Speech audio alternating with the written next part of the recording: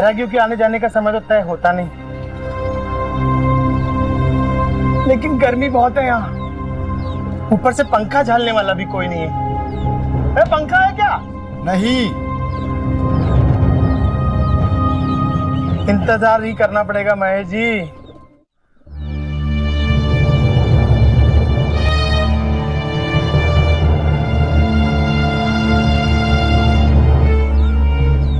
पता नहीं कहां से चले आते हैं लोग यहाँ। इन छोटे लोगों की परेशानियां कभी खत्म होती ही नहीं है। साईं इसी सब में उलझे रहेंगे तो हम बड़े लोगों की मदद कब करेंगे?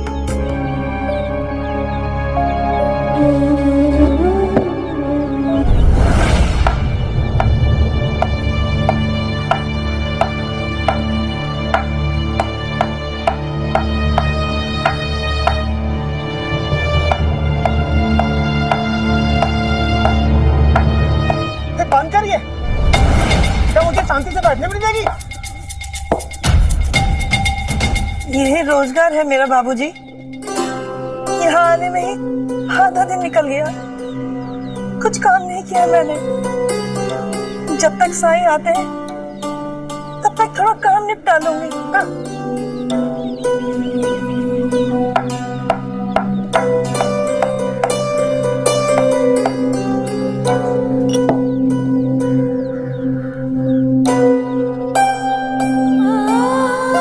चुप हो जा बेटा, अब तो साईं के दर पे आ गया है। यहाँ से सब अच्छा ही अच्छा होगा।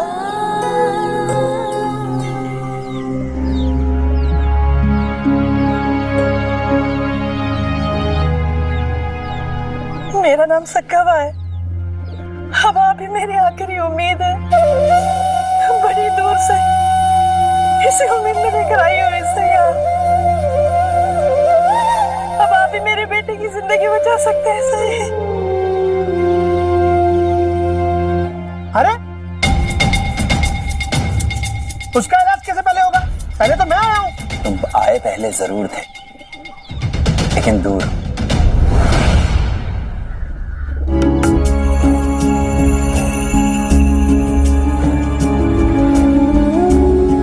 इसका रोग तो बहुत बढ़ गया है। इसे लेकर पहले क्यों नहीं आई माई? चाहती तो थी, लेकिन ना तो मेरे पास इलाज के पैसे, ना ऊंची जान।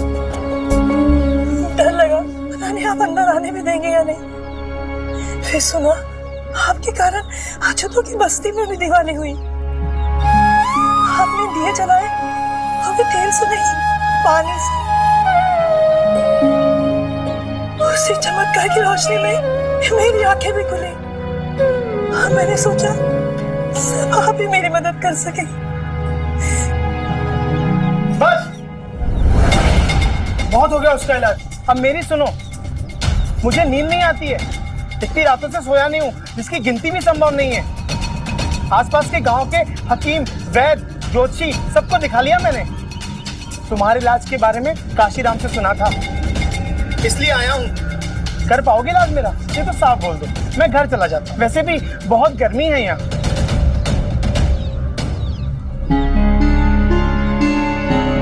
तुम करते क्या हो? पिताजी के खेत हैं। तो खेत में हल चलाते हो? अरे नहीं नहीं, उसके लिए तो किसान हैं जो हमारे लिए काम करते हैं। तो फिर बाजार में जाकर अनाज बेचते हो? वो काम हमारा मुनीम करता है। तो फिर तुम उसका हिसाब किताब तो रखते ही होगे? नहीं, वो पिताजी रखते हैं। और इन सवालों का क्या मतलब है? तुम इलाज कर रहे हो या नहीं? मेरे पास इन बातों के लिए समय नहीं है। तुम्हारी व्यस्तता मैं समझ गया।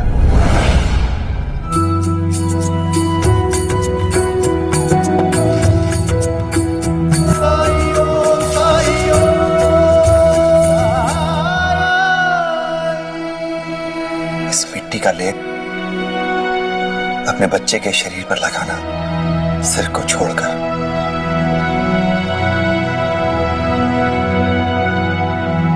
अब 3 दिन बाद आना। और मेरी दवाई? तुम्हारे लिए भी मिट्टी ही तुम्हारा इलाज है। तुम्हें भी अपने शरीर को मिट्टी से ढककर रखना होगा। मिट्टी से?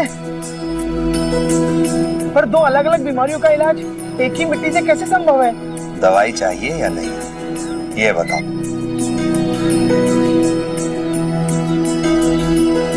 अब आ ही गया हूं तो ये भी आजमा लेता हूं। हाथ दो।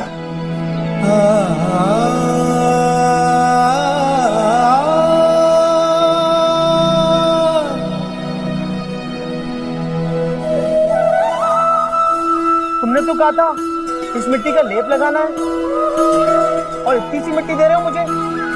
मजाक कर रहे हो क्या? बाकी की मिट्टी तुम्हें तुम्हारे खेत में ही मिल जाएगी, पर याद रहे दवा का असर होने के लिए तुम्हें खुद अपने हाथों से खोदना पड़ेगा और उसका लेप पूरे शरीर पर लगाना पड़ेगा, वो भी साफ जमीन पर बैठकर।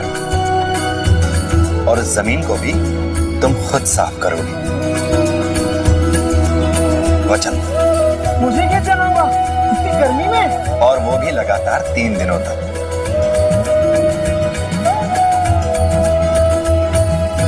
3 दिन तक?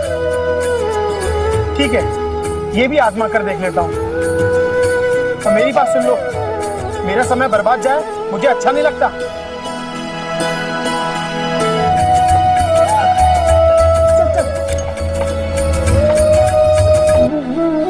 तो अभी तक गई नहीं माई? मेरे पास इलाज के पैसे नहीं थे, लेकिन आपने मुझे दवाई दी, बदले में मुझे कुछ तो देना चाहिए ना।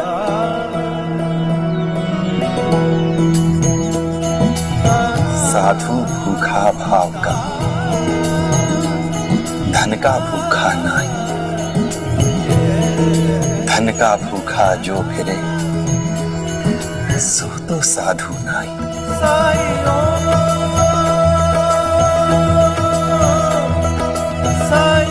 जाओ माई, 3 दिन तक अपने बच्चे की सेवा करो, फिर आना।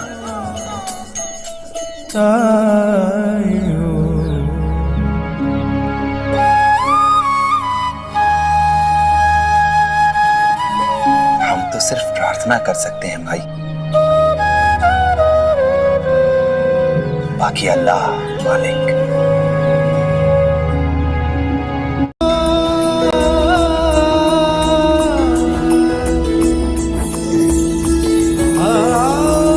आपकी दवाई ने चमत्कार कर दिया साईं, चमत्कार कर दिया।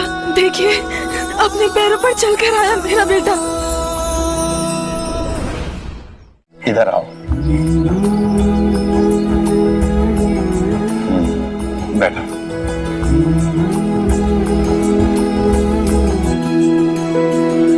पहले से तो बेहतर लग रहा है, तुम्हें कैसा लग रहा है? अच्छा।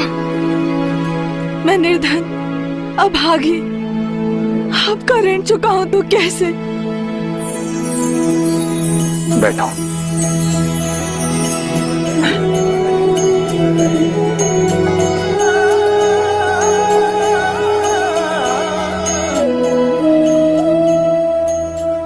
ये लो भाई, इसे 1 सप्ताह तक दिन में 2 बार पानी के साथ देना। और ये लो मिट्टी, इसके पूरे शरीर पर लगाती रहना। राम जी ने चाहा तो बिल्कुल ठीक हो जाएगा।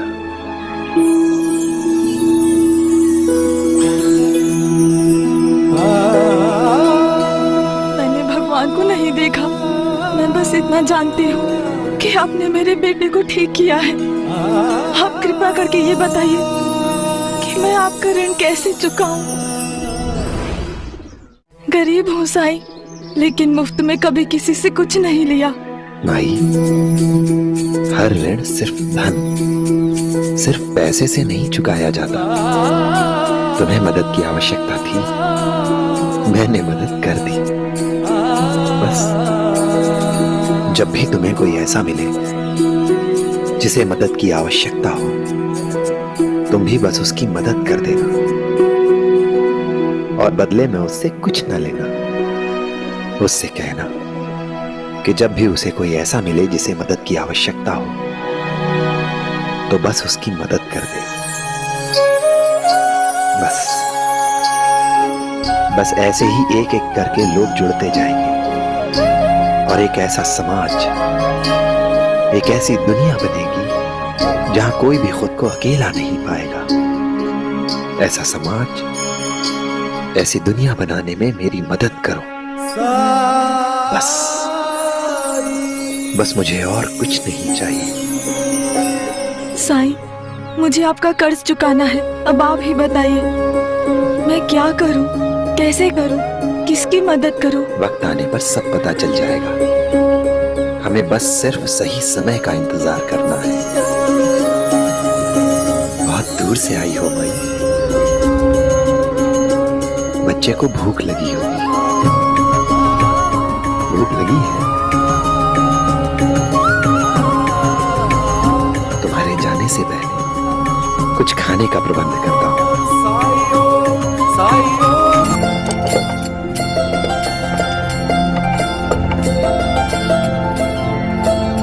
बोरी लेके आना अंदर। हाँ,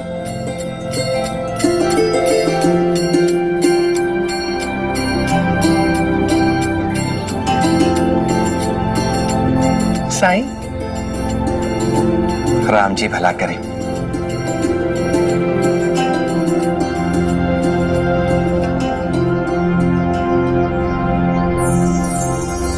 ये क्या लिया है? गेहूं है साईं। पिताजी ने भेजा है आपके लिए। आपकी दवाई काम कर गई। पहले दिन से बड़ी अच्छी नींद आई। पर बहुत मेहनत वाला काम था। खुद गड्ढा खोदा, मिट्टी निकाला, उसे उठाकर घर ले गया, घोला, खुद जमीन साफ की, फिर लेप लगाया। इतना करने के बाद तो अगर मैं चाहता तो भी नहीं जाग पाता। परंतु इलाज तुम्हारा हुआ था तो ये बोरी भी तुम्हें खुद ही लानी चाहिए थी।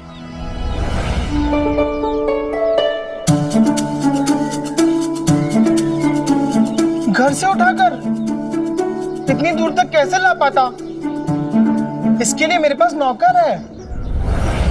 श्रम से ही सब कुछ होत है, बिन श्रम मिले कुछ नाही। सीधी उंगली घी जमो, कबसू निकसत नाई। जैसे जमे हुए घी को सीधी उंगली से निकालना असंभव होता है, इसी तरह बिना मेहनत किए लक्ष्य प्राप्त करना संभव नहीं होता। उपचार जारी रखना। ठीक है, पर अब इसे कहाँ रखूं? मैं क्या करूंगा ये गेहूं लेकर? मेरे लिए इसकी कोई उपयोगिता नहीं है। साईं,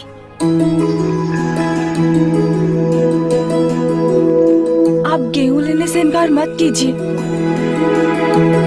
साईं,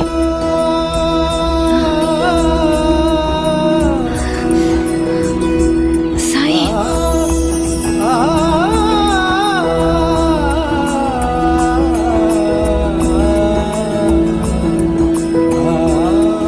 यही लेने तो मैं घर गई थी साईं।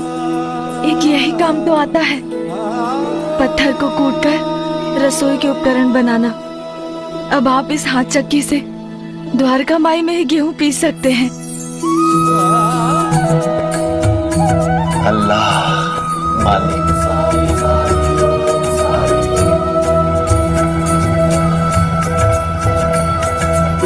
ये हाथ चक्की हमेशा द्वारका माई में रहेगी।